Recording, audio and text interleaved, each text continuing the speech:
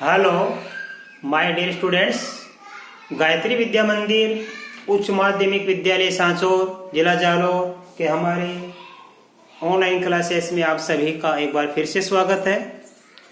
प्रिय विद्यार्थियों, मैं अनिल कुमार सोनी, कक्षा 8, विषय गणित, अध्याय 12 घातांक और घात। इसकी उदाहरण नंबर 4 से आज मैं बताऊंगा आपको। उदाहरण नंबर 4 और 5 देखिए। उदाहरण नंबर 4 में लिखा है सरल कीजिए और उत्तर घातांक के रूप में लिखिए।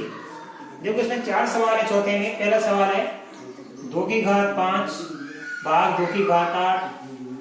फिर लिखा है पे की घात 5 गुणा 2 की घात -5 लिखा है, राइट।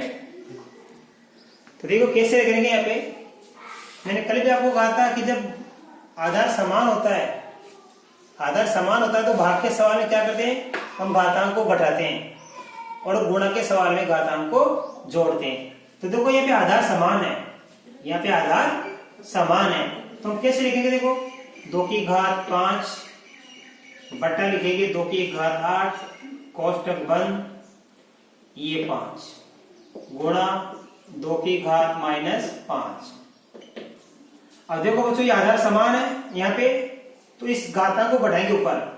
ये 2 की घात 5 है, ये 2 की घात 8 ऊपर ले जाओ तो ये माइनस की हो जाएगी 8 कोष्टक बंद। यहाँ 5 का 5 और ये 2 की घात -5 वैसा का वैसा। अब देखिए 2 की घात 5 -8 बच जाएगा। 2 की घात कितना, ये बन जाएगा हमारे पास है यहाँ पे -3। 8 माइनस का है, 5 प्लस का है, ये -3। ऊपर घात कितनी है 5 गुणा 2 की घात -5। मैंने कहा ये भी कहा था जब घात के ऊपर घात होती है तो घात गुणा हो जाती है। तो -3 को 5 से गुणा करेंगे हम, तो 2 की घात -15 गुणा 2 की घात -5। अब देखो आधार समान है तो ये घातांक जुड़ जाएगी। तो 2 की घात ये -15 प्लस -5, तो 2 की घात -15 -5 कितनी हो जाएगी, -20 हो गई। अब 2 की घात -20 है, इसको धनात्मक घातांक बदल देंगे हम। तो धनात्मक घातांक कैसे बदलते हैं, ये जो हमारा आधार है ना 2, इस आधार का उल्टा कर दिया करो। 2 का उल्टा होता है 1/2 और घातांक है देना 20। 1/2 की घात 20, ये हमारा आंसर आएगा। ठीक है बच्चों। इसके बाद देखो इसका सवाल नंबर 2।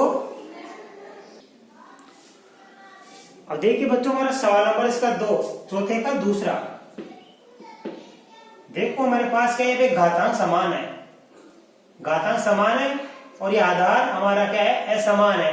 तो हमने एक सूत्र आपको लिखाया था, क्योंकि a की घात m गुणा b की घात m, यानी आधार असमान है तो इस आधार को गुणा कर लेते हैं, अर्थात a b की घात कितनी हो जाएगी m।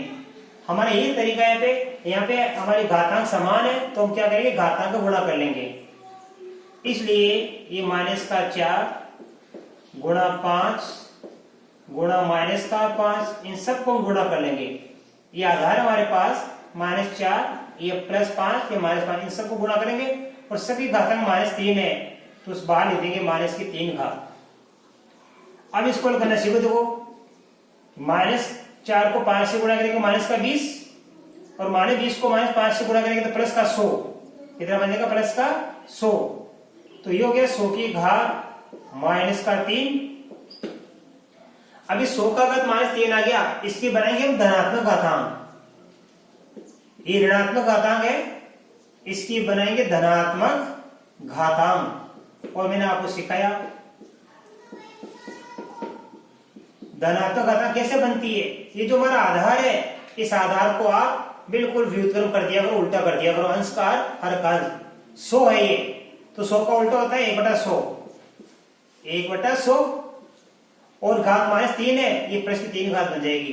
1/100 की घात 3 इसका आंसर आ गया। तो हमने आपको सिखाया कि जब आधार हमारा विपरीत हो, अलग अलग हो और घातांक समान हो, तो बच्चों हम क्या करते हैं कि सभी आधारों को गुणा कर लेते हैं, उनके ऊपर घात समान होती है वो घात लिख देते हैं। अब देखो हमारा सवाल नंबर इसका तीसरा, देखो क्या लिखा है, ध्यान देना आप। यहाँ पे लिखा मेरे पास है, देखो 1/8 गुणा 3 की घात कितनी है, -3। ठीक है, 1/8 गुणा 3 की घात -3,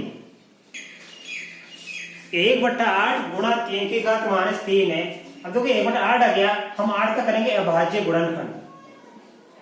2 का भाग देने पर 4, 4 में 2 का भाग देने पर 2 और 2 में 2 का भाग देने पर 1। तो 2 कितनी बार है, 1 2 3 बार। तो हम 8 को क्या ले सकते हैं, 2 की घात 3 लिख सकते हैं बच्चों। तो देखो 1 का 1 और 8 को लिखेंगे 2 की घात 3 गुणा 3 की घात -3। एक बात आपके समझ में आ गई। अब देखो आगे फिर से, यहाँ पे ये घात 3 है और यहाँ पे घात -3 है। इन घातों को हमको समान बनाना है। ये 3 है तो ये ऊपर ले जाने पर -3 बन जाएगी, अथवा ये -3 है, इसको नीचे लाने पर ये +3 बन जाएगी। तो हम क्या करेंगे, इस ऋणात्मक घातांक को क्या बनाएंगे, धनात्मक घातांक बनाएंगे। तो हमको लिखना पड़ेगा घातांक धनात्मक घातांक बनाने पर,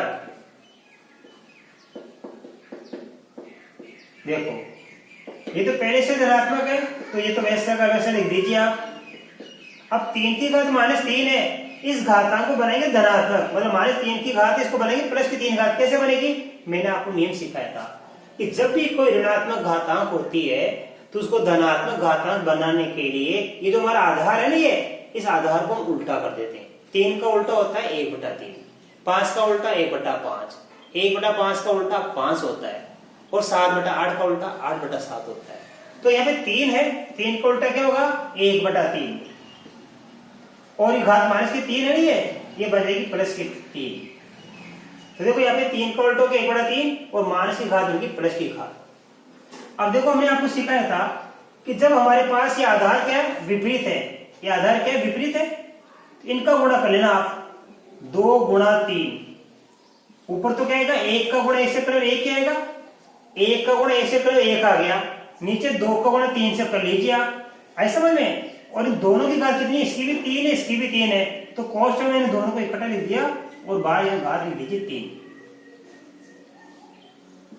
अब जो 1 का 1, नीचे 2 का 3 से गुणा करेंगे तो 2 का 3 से गुणा करेंगे कितना आता है, 6 आता है, 2 3 6, और घात कितनी है 3, ये 3 घात लगा दो, तो इसका उत्तर आ गया 1/6 की घात 3 आ गया, राइट। अब देखो इसी प्रकार हम सवाल नंबर 4 को भी सोल्व करेंगे। सवाल नंबर 4 में लिखा है -3 की घात 4 गुणा 5/3 की घात 4। तो देखिए इसको कैसे करेंगे अपन, जरा ध्यान से समझना। हमारे पास क्या है, अच्छे से समझना है। यहाँ पे ये -3 है, इस -3 को ले सकता हूं -1 गुणा 3, ये घात 4 वैसी की वैसी, ये 5/3 की घात 4। तो देखो 3 को -1 से गुणा -3 ही हो सकता है, तो मैंने -3 को लिख दिया -1 गुणा 3। अब हम कोष्टक को खोलेंगे, देखो इन दोनों के ऊपर कितनी घात है, 4, तो -1 की घात कितनी हो गई, 4, और 3 की घात कितनी हो गई, 4, 5 की घात कितनी हो गई, 4, और बटा 3 की घात कितनी हो गई, 4। इस प्रकार मैंने क्या लिया, -3 को मैंने क्या लिख दिया, -1 गुणा 3, क्योंकि इन दोनों को गुणा करना यही तो आता है, -3 ही आता है, तो -3 को हम क्या ले सकते हैं, -1 गुणा 3 ले सकते हैं। अब देखो बच्चों यहाँ पे क्या, इन दोनों के ऊपर घात 4 है, तो -1 की घात ये 4, 3 की घात ये 4, फिर 5 की घात ये 4, और 3 की घात बटा 4। अब 3 की घात 4 से हमारा 3 की घात 4 कट जाएगा, तो यहां बच गया -1 की घात 4 गुणा 5 की घात 4। -1 की घात 4, -1 को 4 बार लिखेंगे, 1 2 3 4, तो माइनस प्लस और माइनस प्लस, तो प्लस आ गया, 1 को 1 से गुणा करना 1, तो -1 की घात कितनी है, 4। तो जब आधार हमारा माइनस का है, ऋणात्मक है, और घातांक हमारे सम है, तो हमेशा धनात्मक उत्तर आता है। तो -1/4 है, इसका उत्तर आएगा 1। -1/6 होती तो भी उत्तर आता 1। -1/8 होती तो भी उत्तर आता 1। यानी 1 के ऊपर कितनी भी घात हो उसको 1 को 1 से गुणा कर 1 ही आता है हमेशा। तो 1 की घात 121 तो भी उत्तर 1 ही आएगा। तो 1 के ऊपर कितनी भी घात हो उसका उत्तर हमेशा 1 ही आता है। बस ध्यान दो, यदि हमारी घातांक सम है तो उत्तर प्लस में आ जाएगा और घातांक विषम है तो माइनस में आ जाएगा। अब देखो आगे, यह है 5/4। अब देखो 5/4 को 1 से गुणा करेंगे 5/4 ही आ जाएगा। ये हमारा फाइनल आंसर, ये हमारा अंतिम उत्तर आ गया। अब आप बच्चों इसका स्क्रीनशॉट ले लो, मैं आपको अगला उदाहरण नंबर 5 और हल कराता हूं।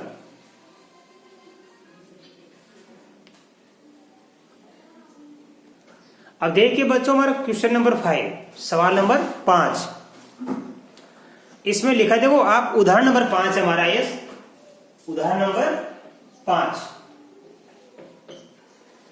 इसमें लिखा है m का मान ज्ञात कीजिए ताकि -3m + 1 गुणा -3 बराबर -3 7 हो जाए।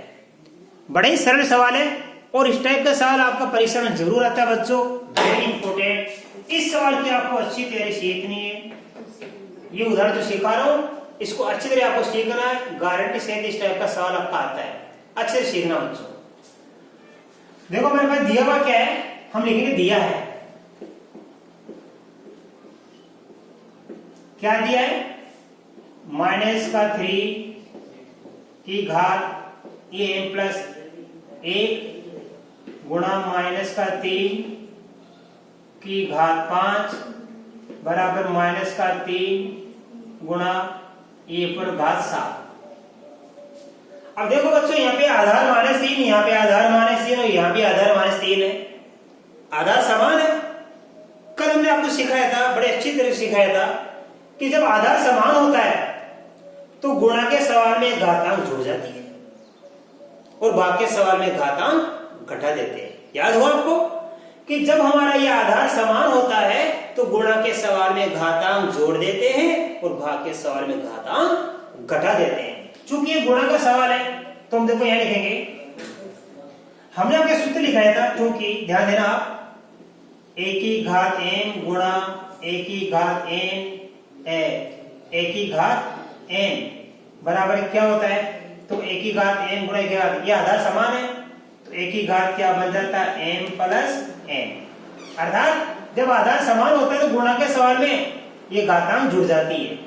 इसलिए मैं यहां लिखूंगा, देखो -3, अब घात कितनी ऊपर, m + 1 में ये घात जोड़ दो 5, ये तो हमारा सूत्र है। 1/m गुणा 1/n बराबर क्या होता है, 1/m + n।